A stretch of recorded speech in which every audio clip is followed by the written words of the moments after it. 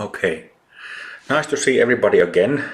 It what has it been like 6, 7 weeks since the summer retreat? But it has felt like a really long time. Uh, like I learned knitting, juggling, acrobatics, and all these things during this time. So it has been a long time for me to learn all these things. You wouldn't believe all the stuff I've been knitting here day and night while doing acrobatics. Just kidding. All right, seems that folks who are joining this evening are joining. There are a couple more joining tomorrow. So it's the autumn training season. Starts with this weekend training, and I think everybody here has learned Rainbow Body Yoga, so you have the empowerment and you know the basic practices. As always, I realized earlier today, that next month it will be 13 years when I've been doing this thingy, whatever it is, full time. 13 years, that's almost a lifetime. But so it's enough time that I don't really need to plan things anymore beforehand. So we'll just take it from this first session and see how it comes.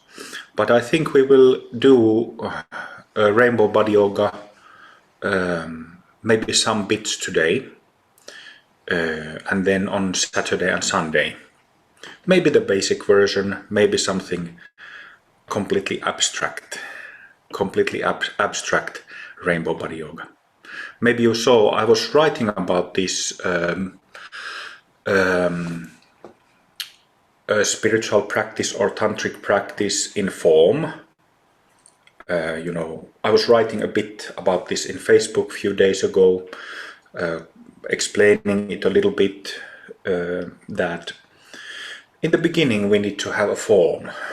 We need to have like we have in Rainbow Body Yoga, we have a bunch of techniques, one after the other, that beginners who are new to the practice can very easily learn and start doing and start getting benefits. But then at some point, perhaps a couple of years down the line, you feel like, and even before you start feeling like the practice might not feel as fresh, or you might not feel as inspired to practice as before. And also your own intuition might be saying that, well, this rigid form, feels too tight, it's too rigid, it's too formal. So that's the point in practice when one starts to understand the practice from the perspective of principles rather than techniques that are expressions of the principles. Okay? So, as you know, my style of teaching is, we both have form, but then I also like to break it down, deconstruct the form, and just look at the principles. Look at the practice from the level of principle. So that's my style, because I guess it makes things more simpler. And when it's simple, it's easy to understand and easy to experience. And it's also easy to practice, easy to experience, easy to practice, because you know what you're looking for. You know what kind of experiences what is the recognition, and what kind of experiences, energies, sensations you're working with. And that is, of course, really, really important with Tantra, because Tantra is energy work, working with energies.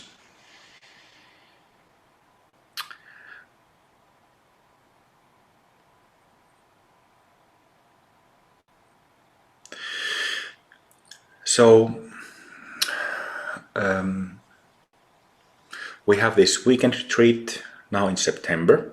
I think I've been kind of feeling, I've been a bit busy the last week or two because I moved to a new place and I'm surrounded by, you know, what do you call this? Moving boxes, cardboard boxes, and I haven't decorated the place.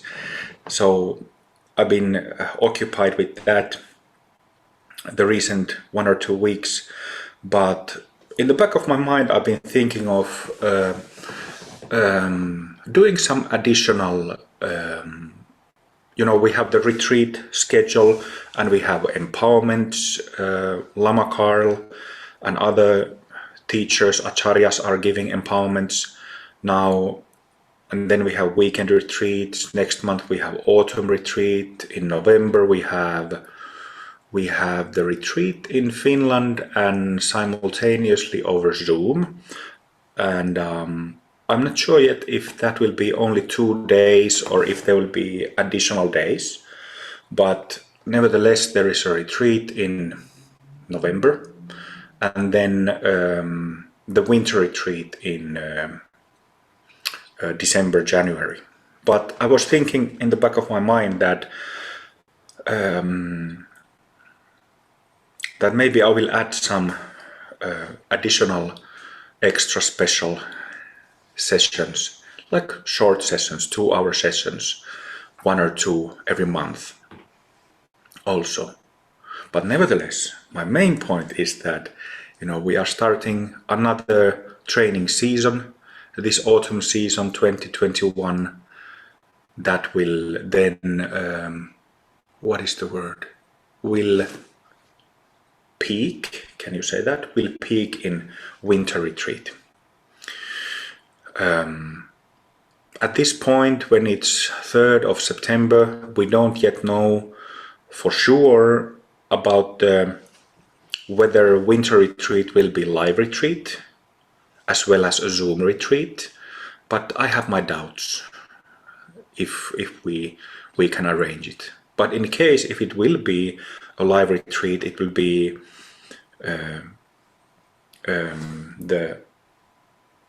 it will be decided soon. It will have to be decided soon. But I do have my doubts if it's enough time.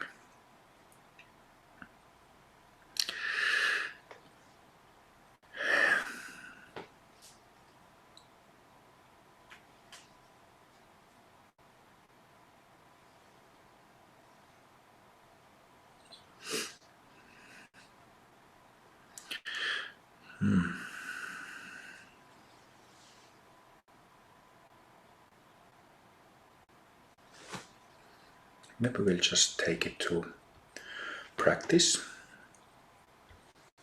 And like I always like to start retreats the first evening,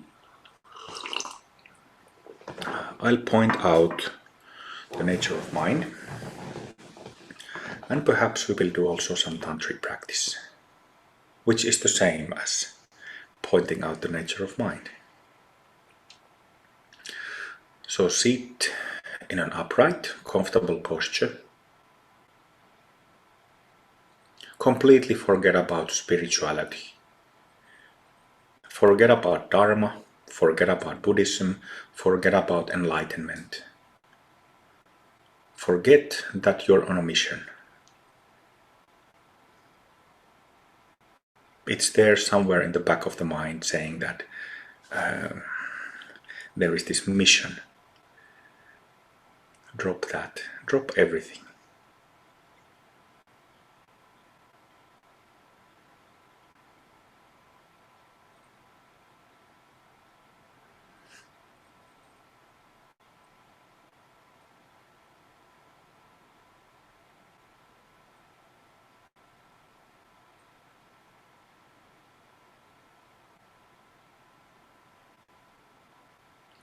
each one of us is complete and perfect. We have that potential.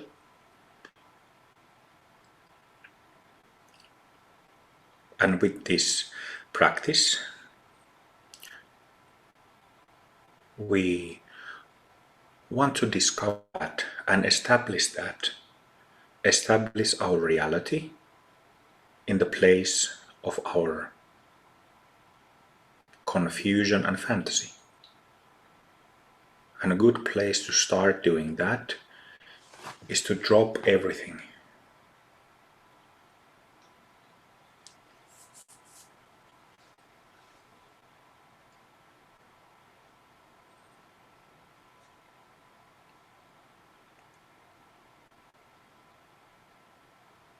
Just stop.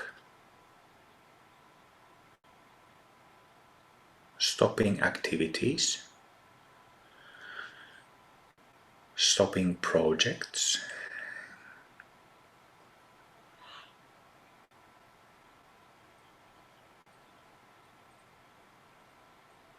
one way to do this that I sometimes use is that we can use a simple visualization to help with this, which is that you can imagine in your mind that there is like gray, black, dark smoke evaporating from your body, leaving your body, like fumes leaving your body.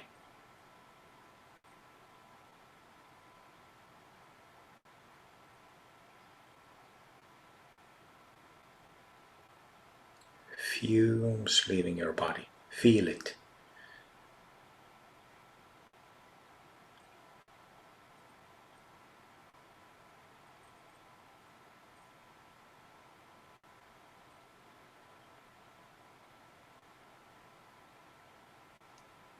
I could describe the same thing as if, if you have, let's say, some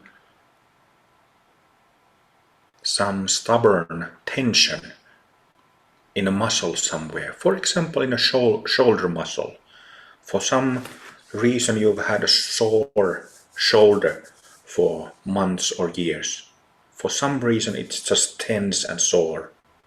But all of a sudden, right now, you can just let go, let that tension, soreness release, and it releases.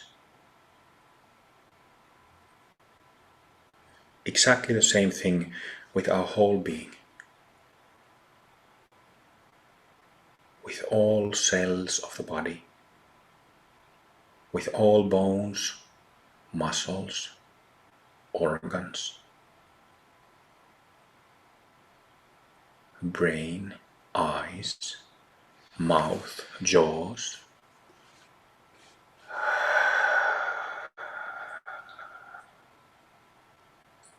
Complete release.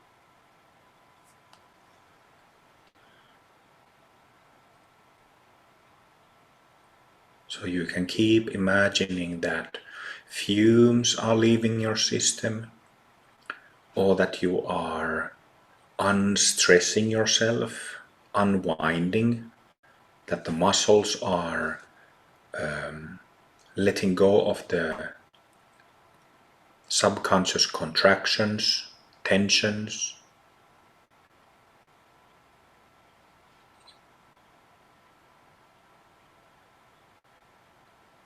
Or you can also think that you just allow the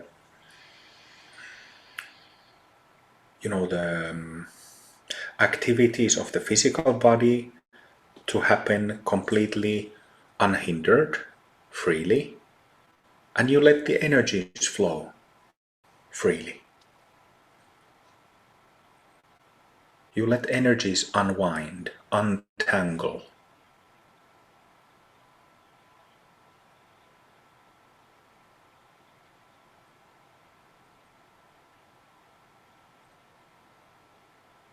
And as the fumes leave, as the untangling happens,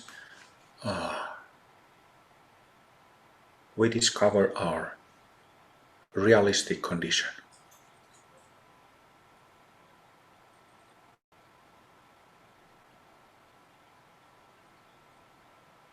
For the sake of all beings, with all beings.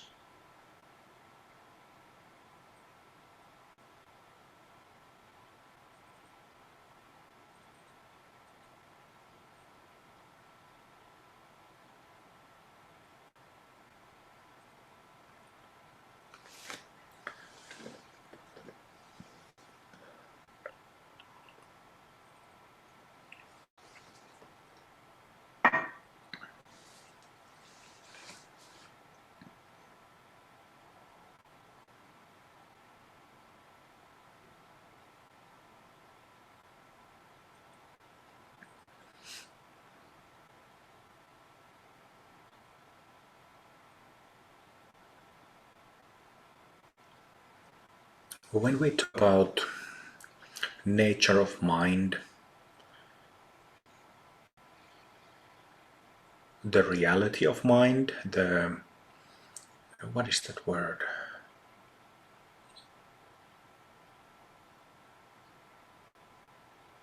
The most basic condition of our minds, or Buddha nature. Buddha nature already sounds a bit too scary and big, because there's a word Buddha there, and all these ancient Asian words, they can confuse us because they are strange, and there's a lot of things and expectations loaded into those terms. But when we talk about nature of mind, this is a very simple thing. Very simple.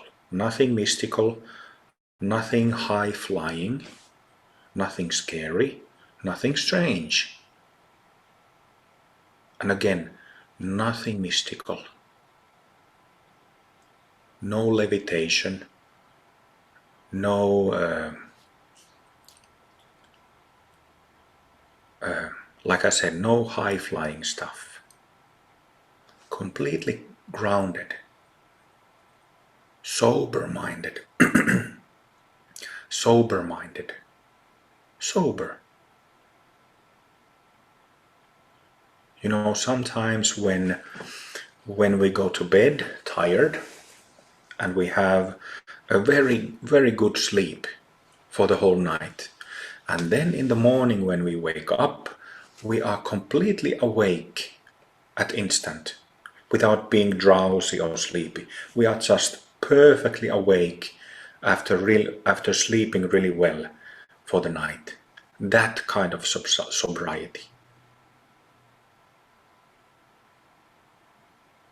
Just simple wakefulness.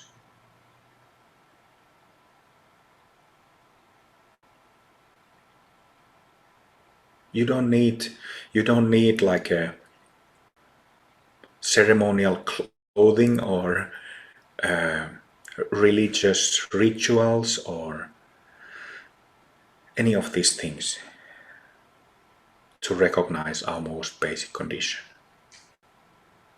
No paraphernalia needed.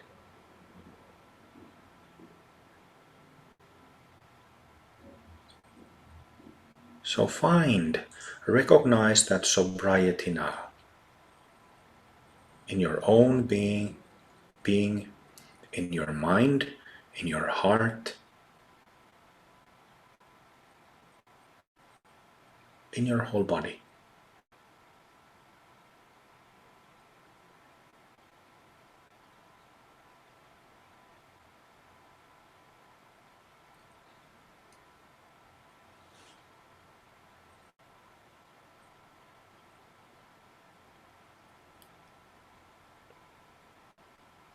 And when this sobriety is recognized, clarity is recognized, there is also this, feels so good. Like a feeling of blissfulness, feeling of enjoyment. That's the word, enjoyment.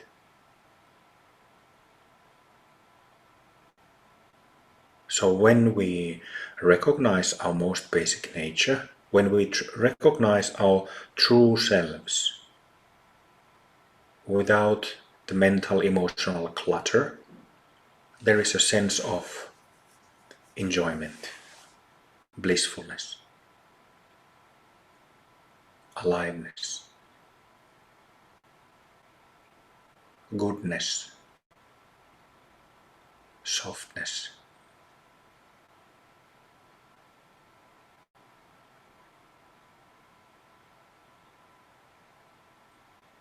Original softness.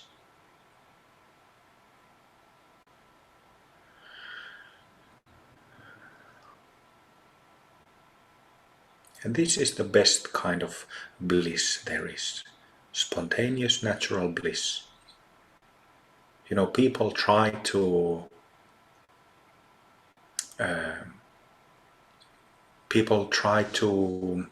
have get people seek this bliss, this enjoyment, drinking, smoking, using drugs, seeking this happiness. Everybody is doing that. Well, everybody is not perhaps drinking and smoking or injecting drugs, but then it's some sort in other ways. If you look at the Facebook feed of your friends, you can see this every day. People are seeking happiness.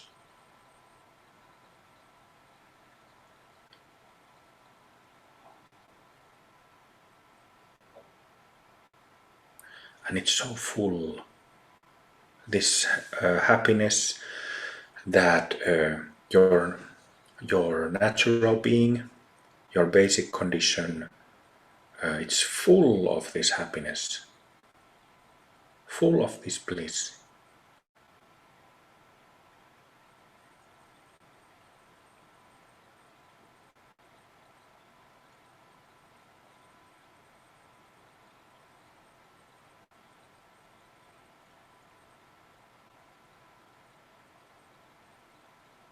And because of that fullness, it can heal us. It can make us complete.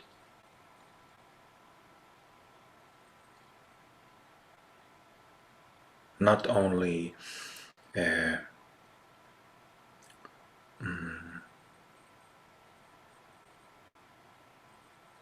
it makes us joyful, but also heals our traumas. So now we are practicing the highest vehicle there is in Tantra. We are going straight into our most basic nature, and we study it from a couple of different from the perspectives of basic characteristics of the basic state. This is the highest teaching there is in Buddhism. And just, well, you couldn't really say below that, but kind of a expression of this basic nature, we have Tantra, tantric teachings, deities, mantras, gurus, and so on.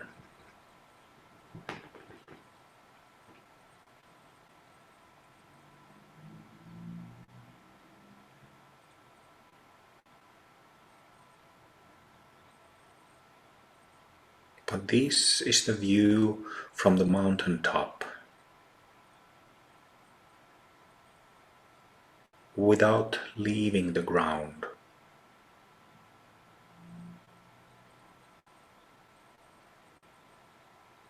Without leaving the foot of the mountain.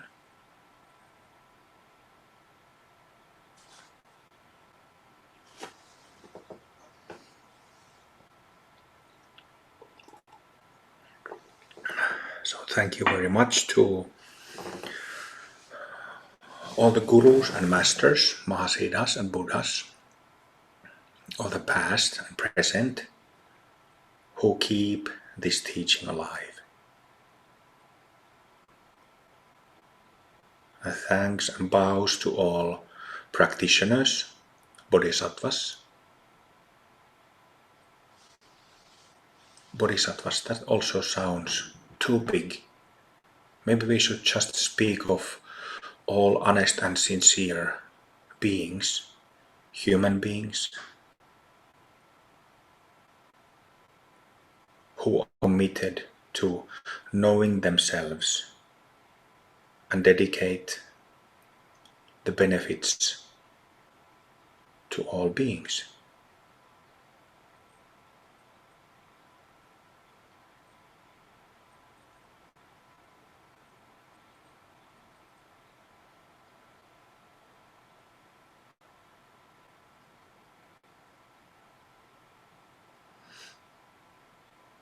Can you feel that this,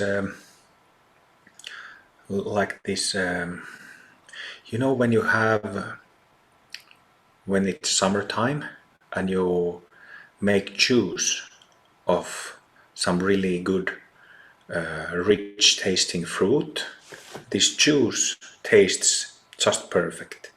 Very rich taste, just the perfect amount of sugar, not too much, not too little, and it's just extremely good. Right? It tastes like nectar. Nectar. Can you feel the nectar of this natural state in your whole body? Can you?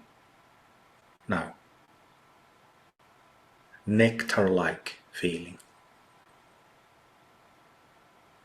Just soft bliss.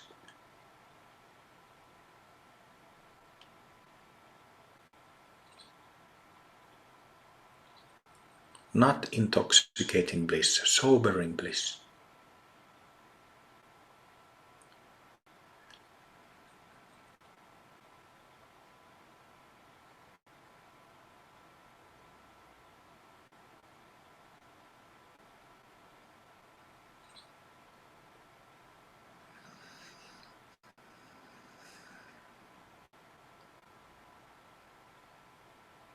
Intoxicating bliss would take us to a very different experience, very different place.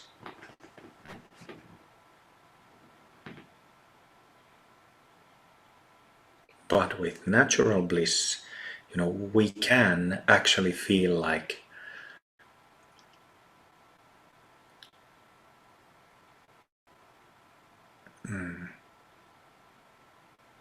our fingers and toes, earlobes, full of loving bliss, soft bliss, bliss of kindness. Earlobes, toes, and all other parts.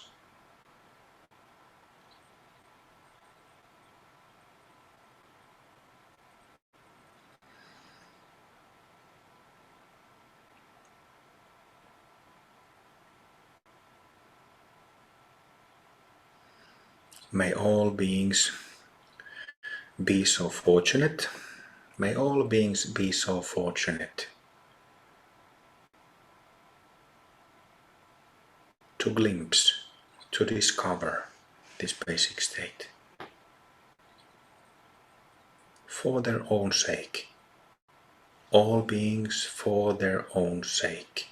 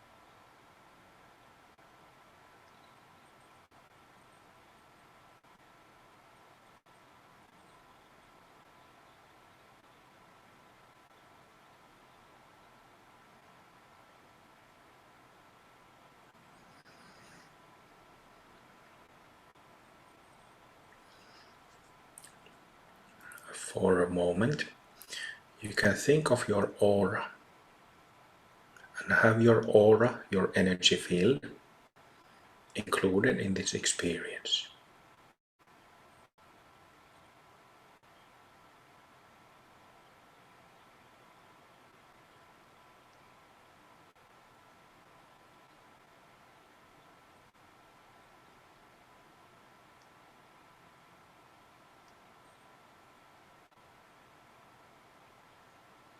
May all beings be free.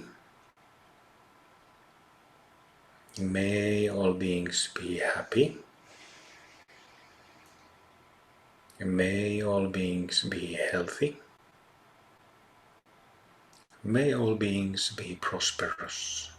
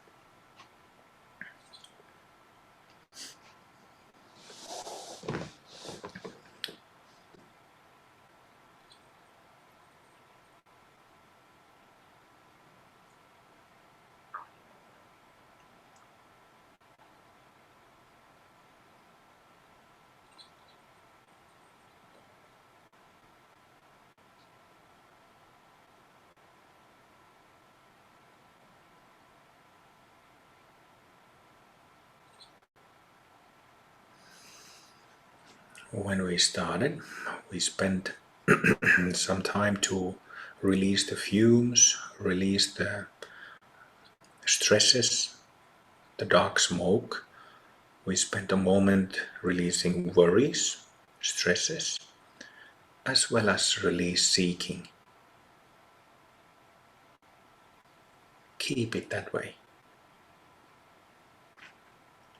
just become like a blank canvas, blank screen. Just open.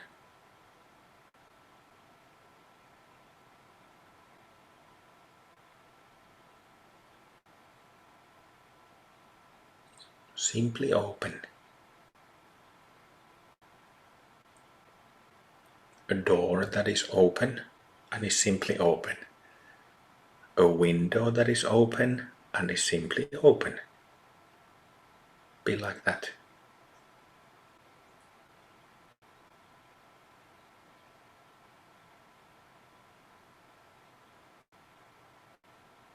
This is the highest Dharma. Be like an open door. I'm joking a little bit.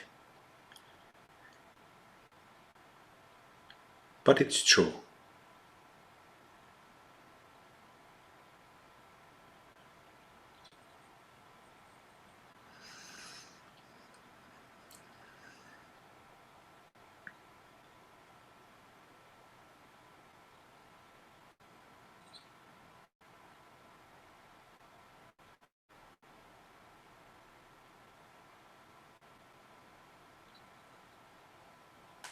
In nature, there are all kinds of plants and vegetation, and many plants they produce some kind of fruit, some kind of berries and whatnot.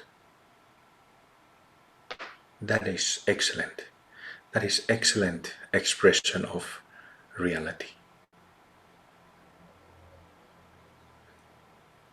But as human beings, the vast majority, we are confused about ourselves. So we are not producing tasty, rich flavored fruits and berries.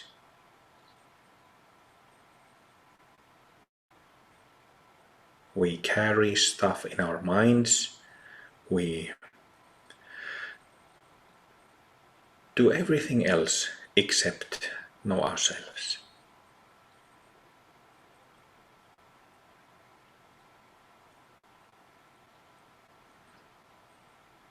One old monk friend of mine, he used to say that the meaning of life is plus minus zero. Meaning of life plus minus zero.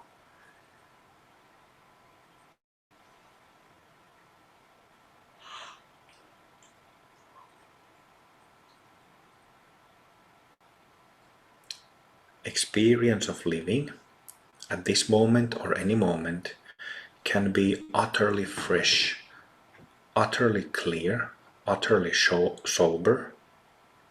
Living soberly. How about that? And that's when is the word flourish or bloom? That's how we bloom as beings. Just like those plants bloom and produce tasty berries, tasty vegetables.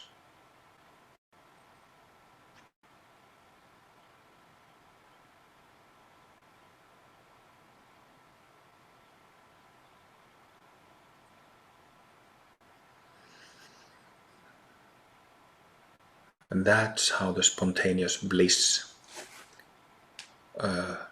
Is that the word flourish?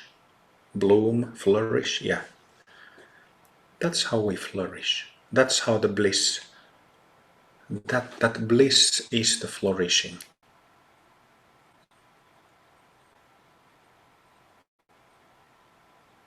It heals our own system, and it is like medicine for anybody who we meet. Somebody stops you on the street and asks what's the time, and you reply, but as you reply you're watching into that person's eyes.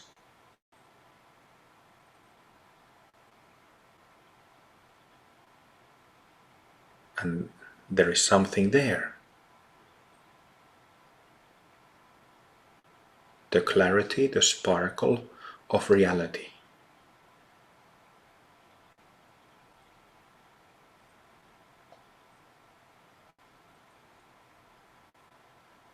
In very ordinary circumstances.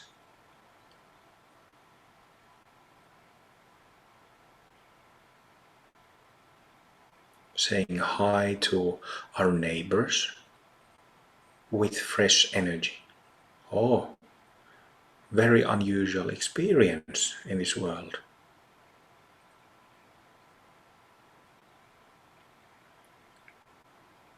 Often we meet people in circumstances where we might be polite on the surface, verbally be polite, but our energy tells a very different story.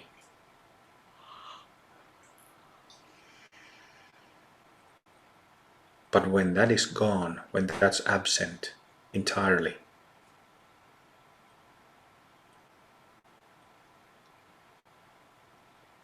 this is something else.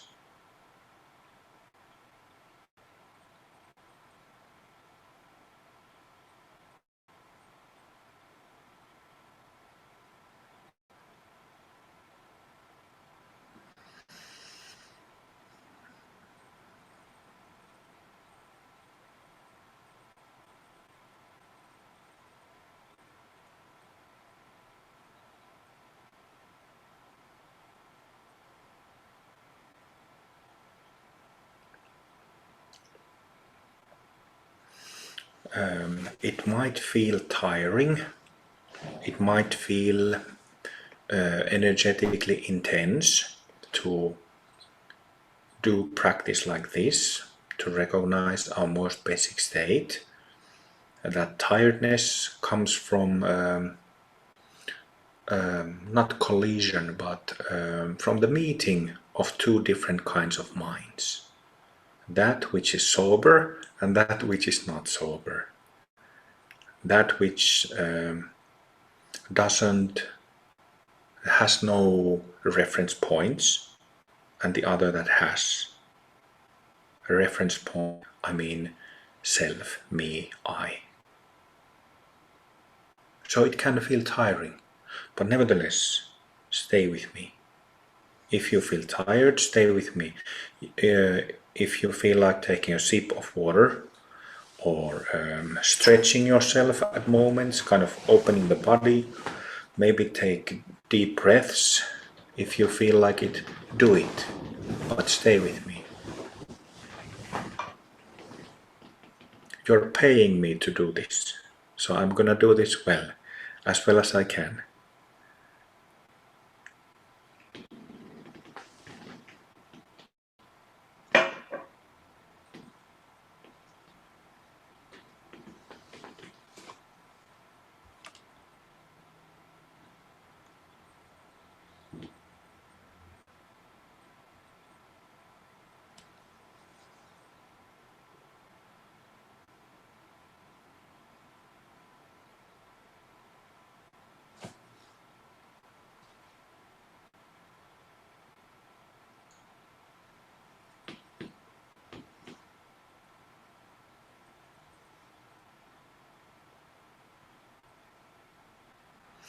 And then when you're done stretching or taking breaths or sipping your tea or water, again, let go.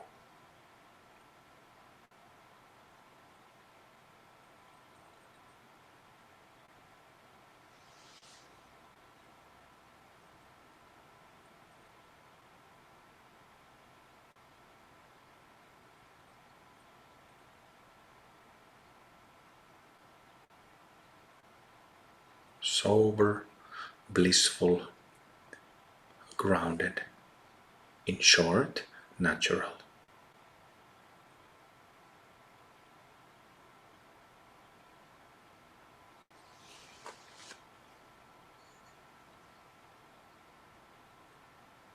If we are aiming for something that is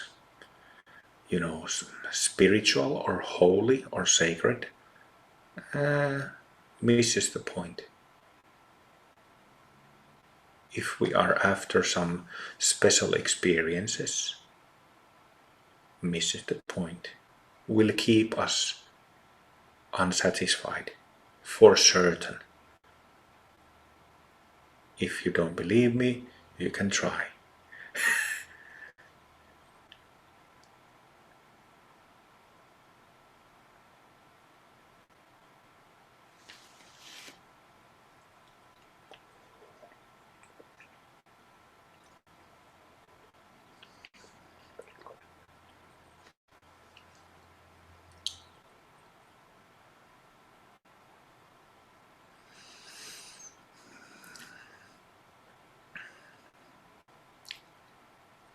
And these days I notice that I'm purposefully avoiding Asian terms because, like I said, they are loaded with all kinds of just false ideas, misleading ideas.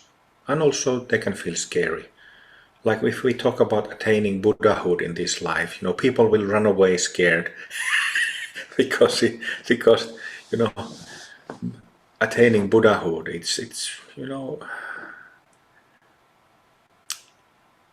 well, because of the tradition. And I'm not saying that all traditions are spoiled or bad, but what happens in all traditions, religions that are around for a long time, is that things get twisted. But let's put it this way,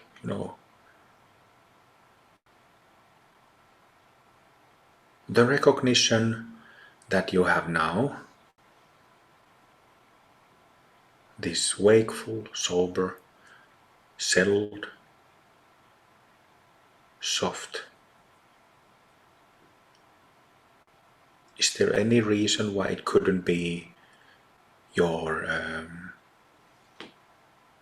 non-stop experience? Of course not. There is no other reason except self-based tendencies that keep coming back as long as the purification hasn't yet finished. No other reason.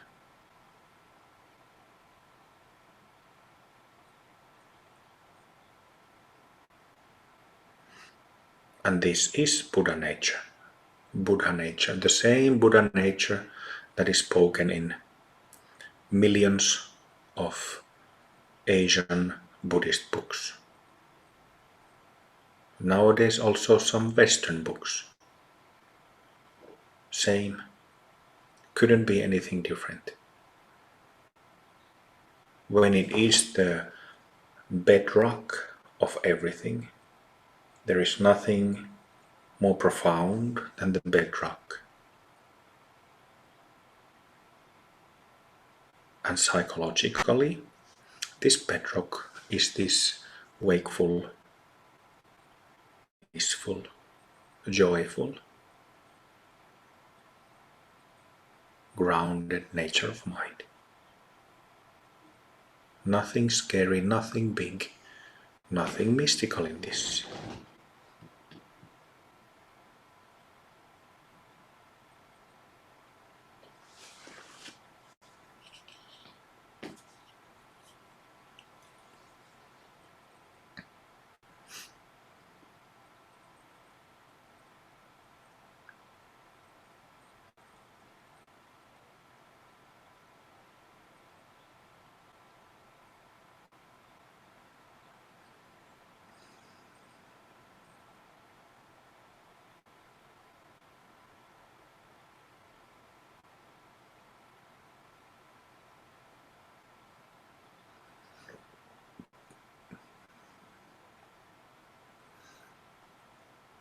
If we, in tantric practice such as Rainbow Body Yoga, We have a number of deities that we practice through the mantras.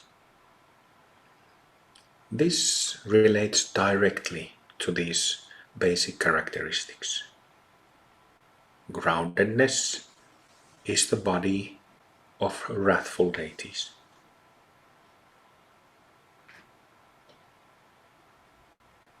Aliveness, kindness, blissfulness is the body of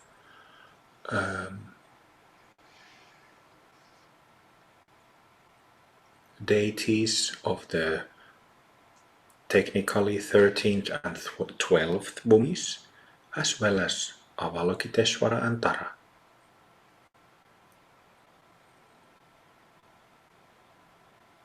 Blissful. That nectar-like sensation. And then we have sobriety, deities of 11th. Vajrasattva, Prajnaparamita. Clear, sober.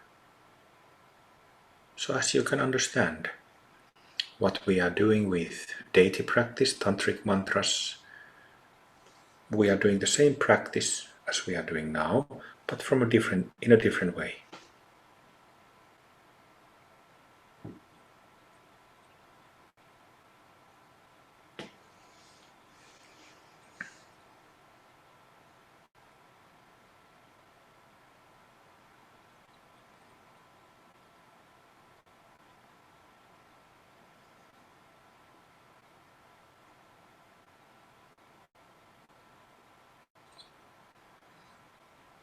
You don't have to think about the experience itself, only feel it. It's kind of like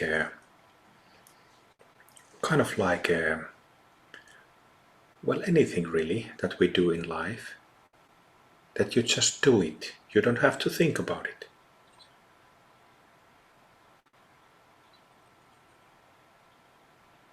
Exercising, running, just running, not thinking about running as you're running.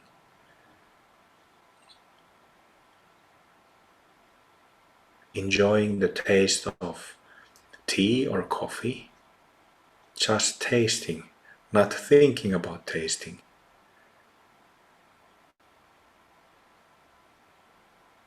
Or when making love, just enjoying making love, not thinking about it.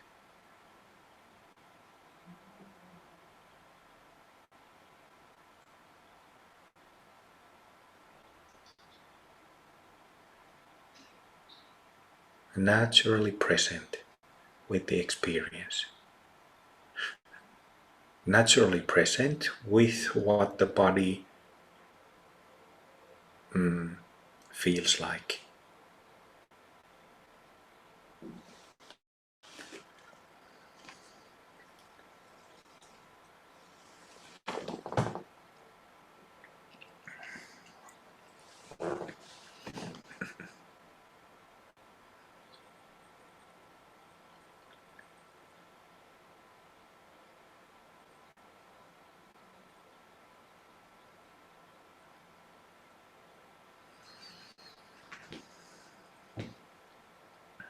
Again, if you feel tired,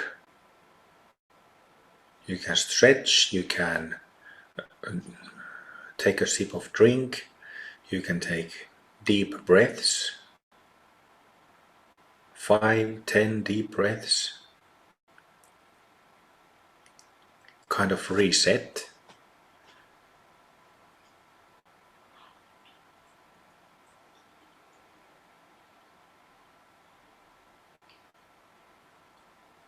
And of course, if you're sitting cross-legged, do change or adjust your posture. Don't sit in discomfort.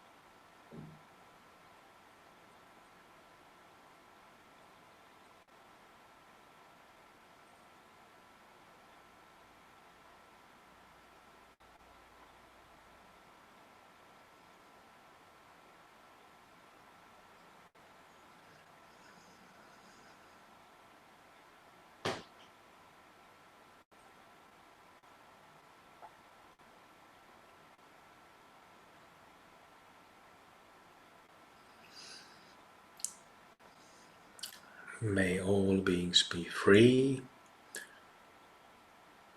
May all beings be happy. May all beings be healthy. May all beings be prosperous.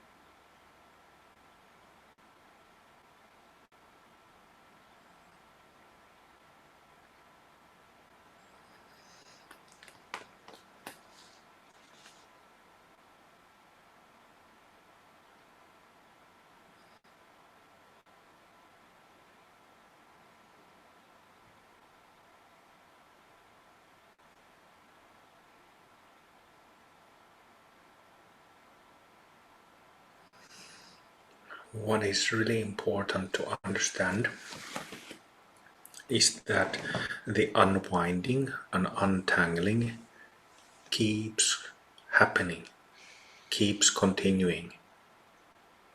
This is absolutely essential to understand. So it is not like, okay, we untangle in the beginning of the practice session and then I'll just sit still and it's perfect.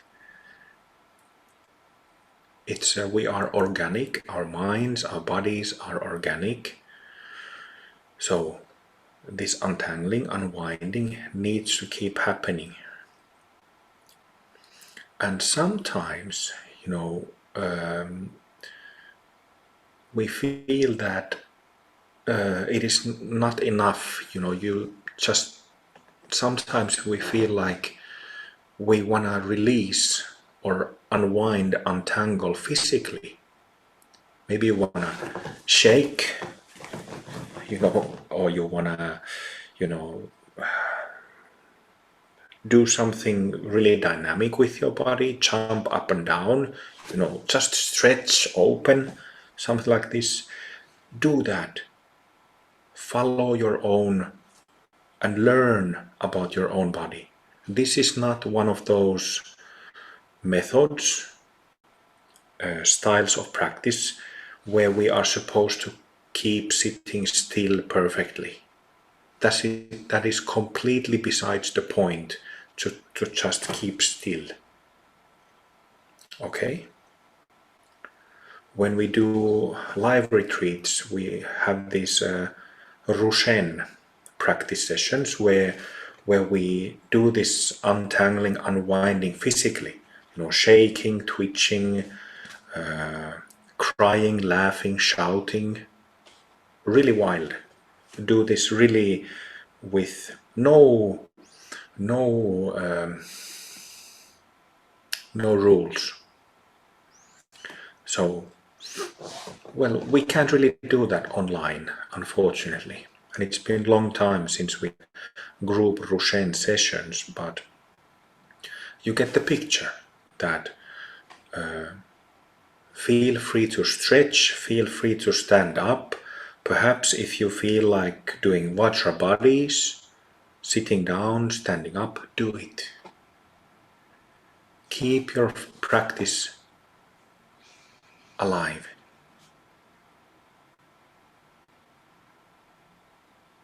Keep your practice alive. Keep your recognition alive. If you feel like, oh fuck, this is boring and dull, I wish this ended already, then you already missed the stop a couple of times. But it's fine. Everybody has that. Everybody goes through that. But then you should understand that, okay, I have to open my system, open my body, open my heart, open my everything, and just become the open door, open window again. Let the energies flow rather than just stay in this dull, bored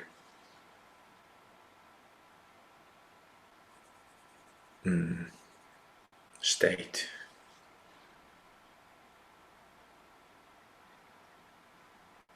Okay?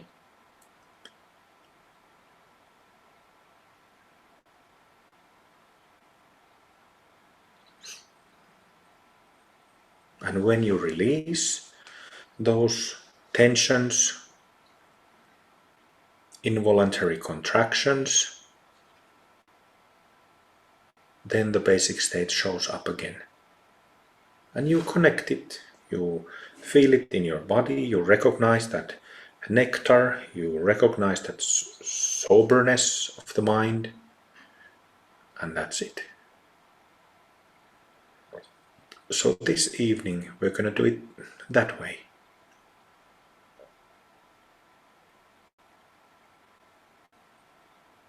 On the other hand, if you have no problem at all, you can just the untangling, unwinding keeps happening without having to move a muscle. That's advanced stage.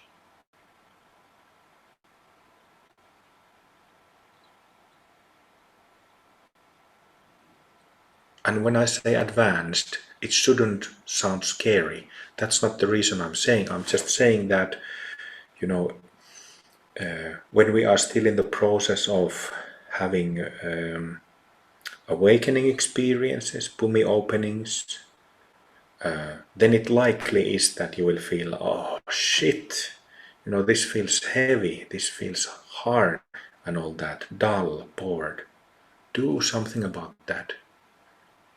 Don't get stuck in that hole.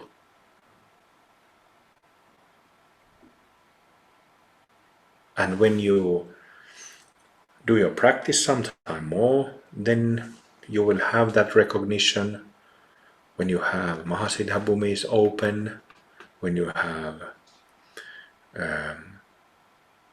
some Bhumi perfections, it will be no problem. It will just untangle energetically. But this is not a competition. I'm not saying that.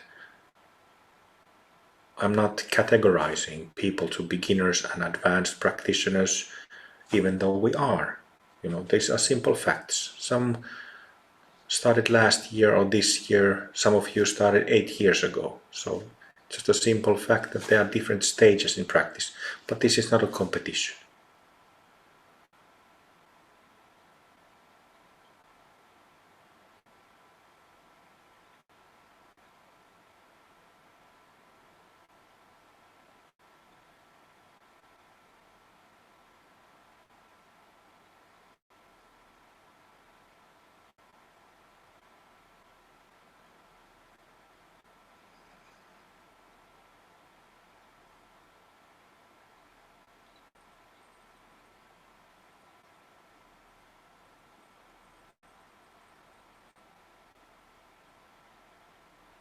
Whole body recognition.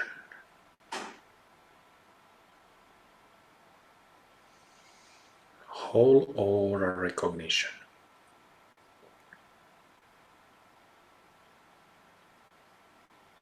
Together with all sentient beings. Especially these times, it seems like the world is going faster and faster. I don't know if it's because of social media, but it seems like the humanity is just going faster and faster every day. Things are just getting crazier and crazier. Maybe we can help that a little bit just by being present with all beings. Hopefully we can help a little bit.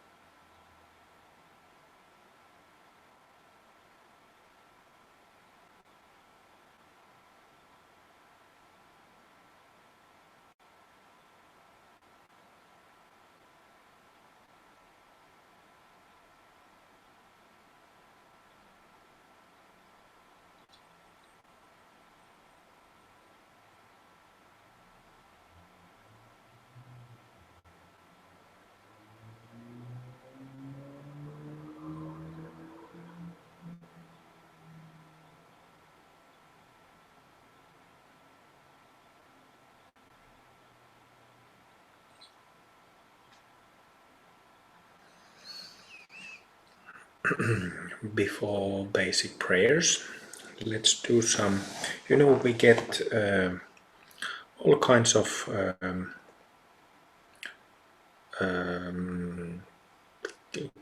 chemical unhealthy substances from air, from food, from cosmetics. So let's do some detox, just doing a simple breathing practice. So let's do 10-15 cycles. I like to do this every morning and every evening. I might be lying down or might be standing up, sitting up, but this is not a formal thing the way how I do it. But just 10-15 deep inhalation, hold the breath as long as it's comfortable while relaxing the body. And then exhaling. Okay? Inhale. Feel the lungs, feel the belly, feel the midsection, feel the upper lungs. Hold the breath. Relax. Hold it as long as it's comfortable. You will use some muscles in the body to hold the breath and then exhale when you feel like it. Repeat 10-15 times altogether. Just detoxing all the unhealthy stuff from the bloodstream.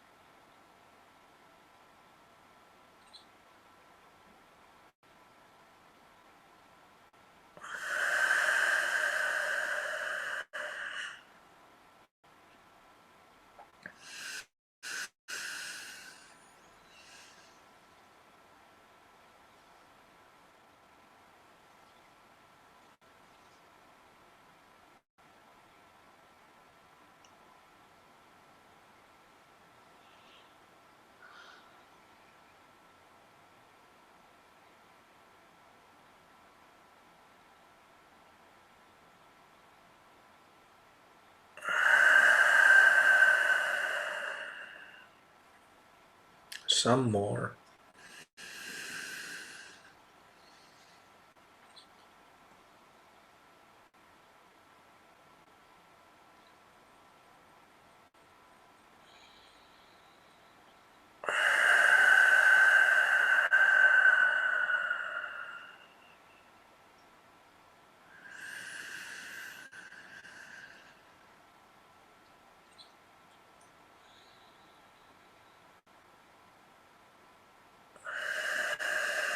One or two more.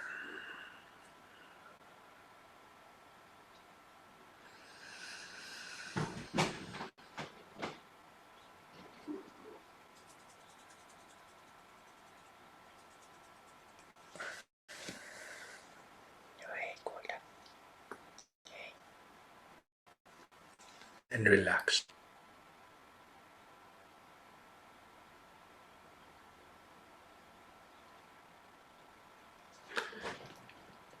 The basic state remains the same, but at the same time there's a little bit difference because we did some detoxifying with the breath. But it doesn't change a thing in our mind.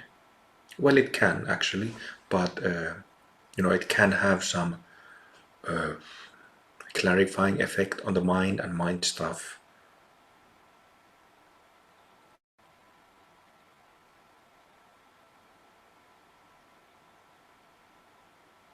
But that's change in the self-based mind, not in the nature of mind.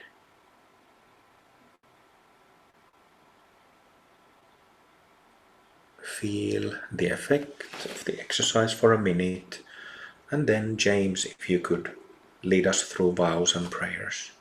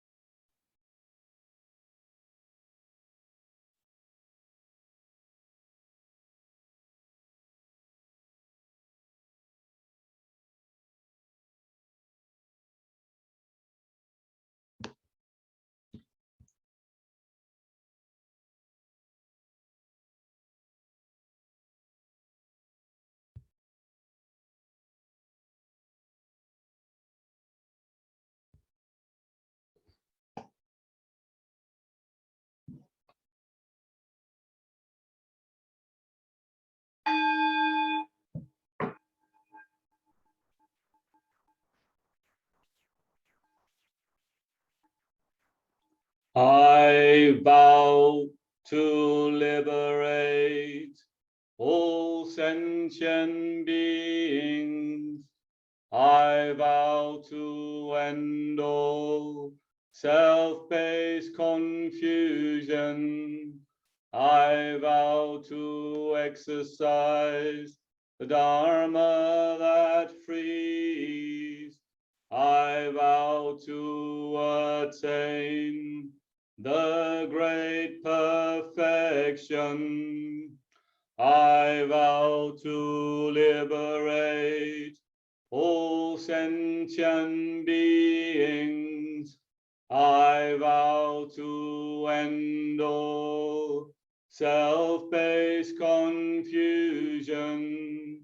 I vow to exercise the Dharma that frees. I vow to attain the great perfection. I vow to liberate all sentient beings.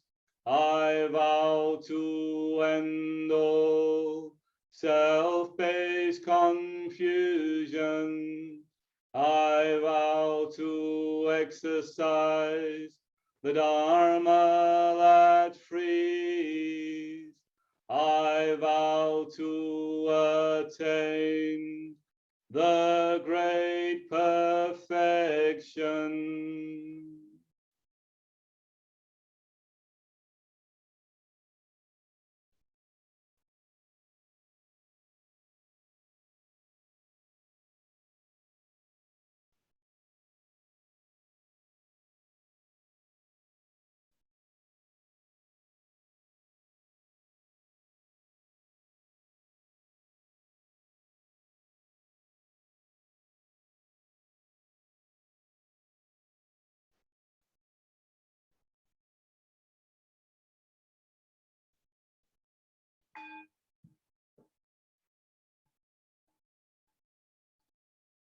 I take refuge in the Guru. I take refuge in his pure land. I take refuge in the Buddha. I take refuge in the Dharma. I take refuge in the Sangha. I take refuge in the Guru. I take refuge in his pure land. I take refuge in the Buddha. I take refuge in the Dharma. I take refuge in the Sangha. I take refuge in the Guru. I take refuge in his pure land. I take refuge in the Buddha. I take refuge in the Dharma. I take refuge in the Sangha.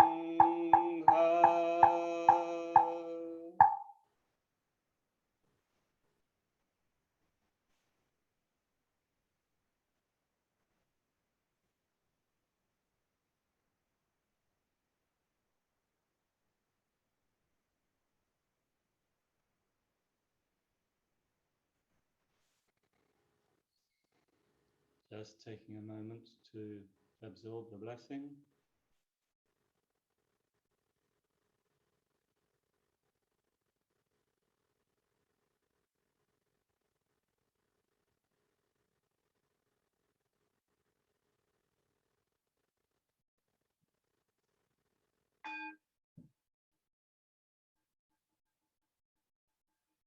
I am the Guru, I'm in the Pure Land.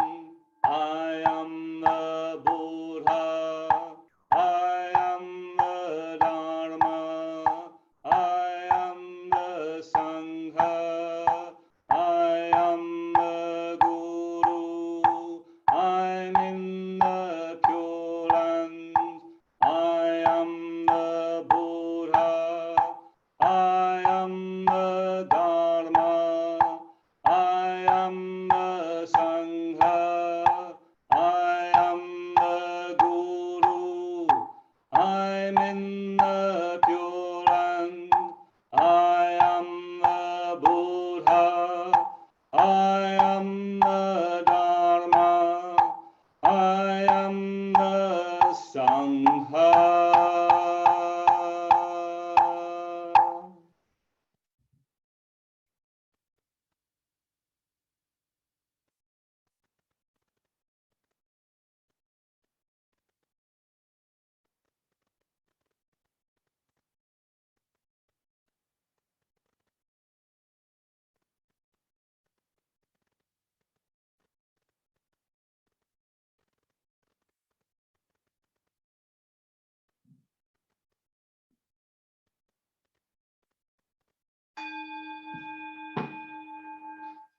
May all beings be free. May all beings be free. May all beings be free.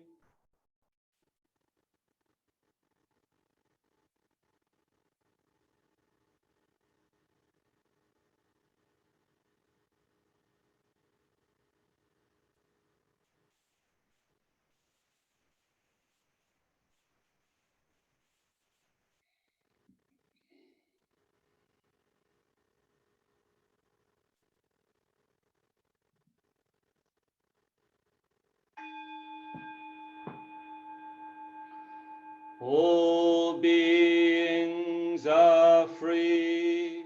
All beings are free. All beings are free.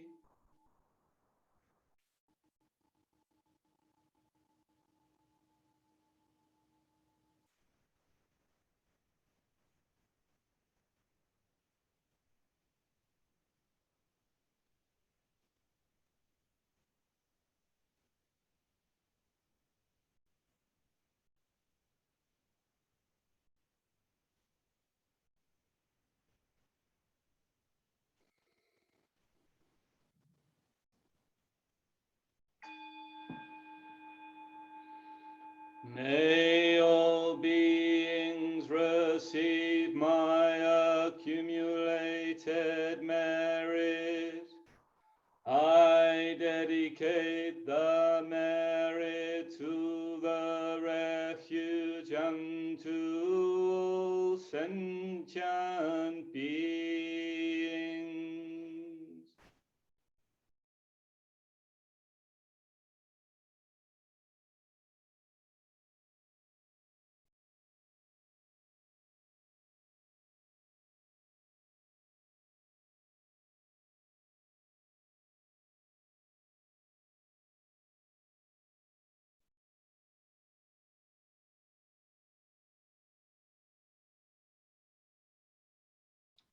And finishing with a bow.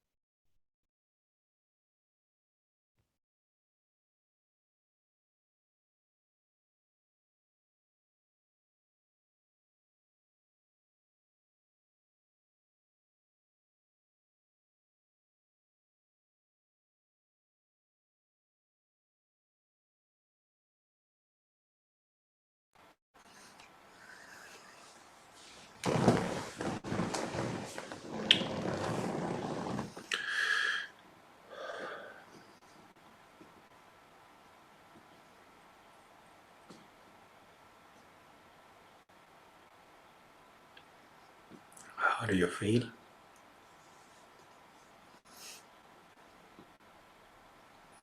Was it a good session? Was it a bit difficult at times? No, yes, no.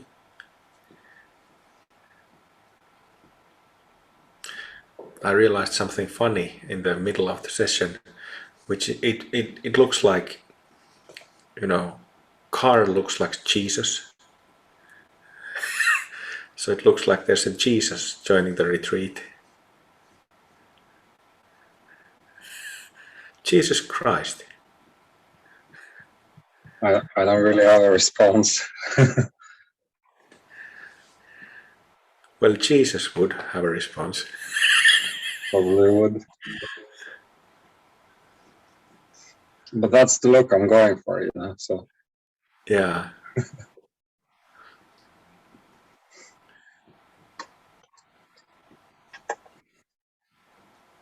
Yeah, for me it was really great.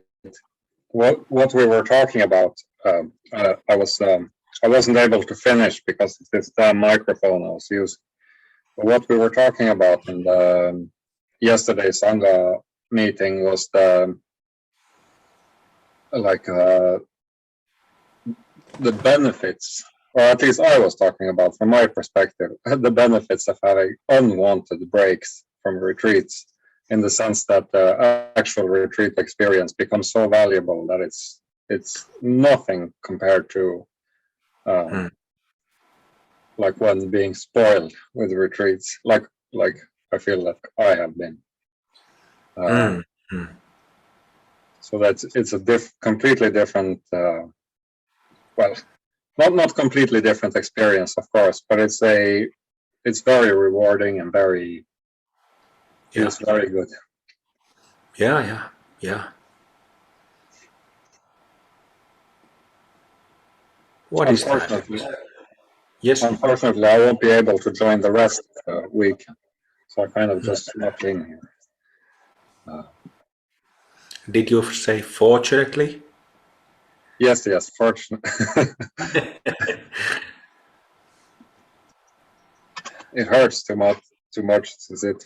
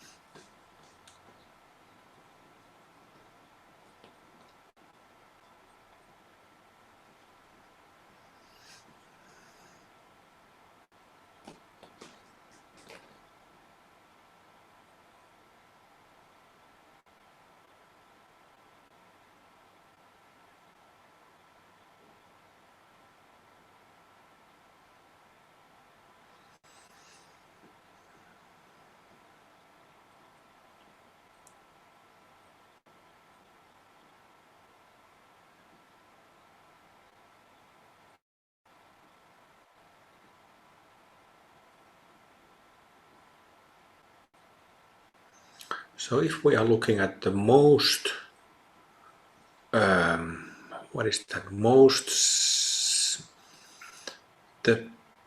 Is it simple most? Is that a word? Most simple? Simple most? Anyway, you It is get the now. point. It is now, again. By now, there's like a small dictionary of my own words, which is another one of my yogic feats. Kind of siddhi of types.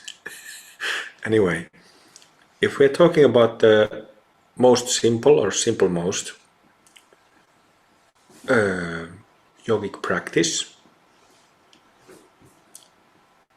two modes. Again, it's about the two modes.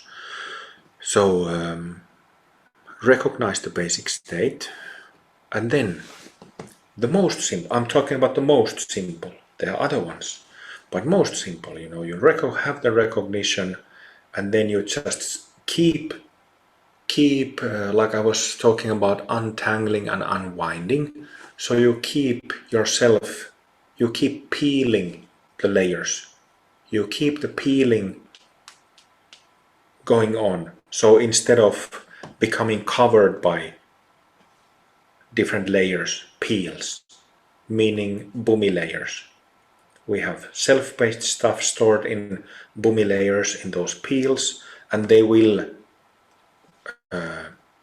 cover, cloud the basic state when we are not aware of it. But if we keep it open, keep it peeled, from there, just being aware, practicing what is called emptiness meditation, vipassana in Buddhism, in Buddhist tradition, integrating our negative states, our self-based states, our traumas, our hurts, all of that back into our original body. This is the most simple practice.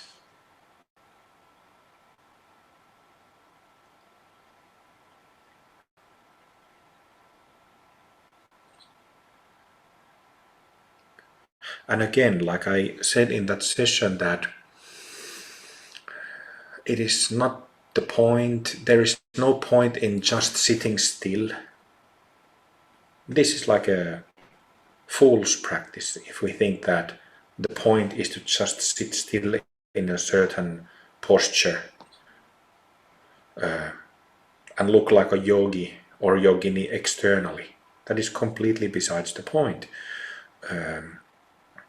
one thing that I mentioned in the text 2 days ago, or a day ago in Facebook and in the blog, was that our practice needs to be alive.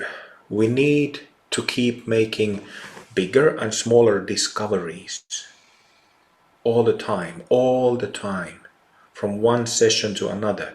Because if we have same session today as we had yesterday and the day before, then it's already sign of plateauing. But fresh means that it's actually fresh. Alive means that it's actually alive. And when and if we are still doing our purification process, meaning that we are samsaric beings who keep having the self-reference,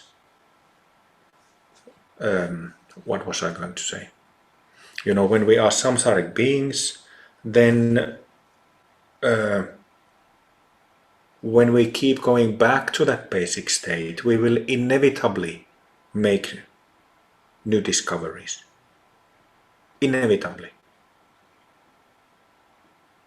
Because by definition, the basic state is fresh and the self-based state isn't.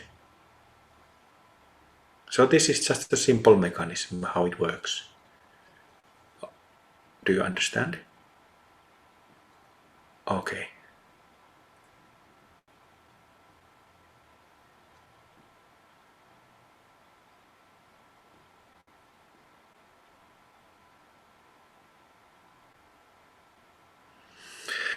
Everybody, have a nice evening, and we'll continue tomorrow at 3 p.m.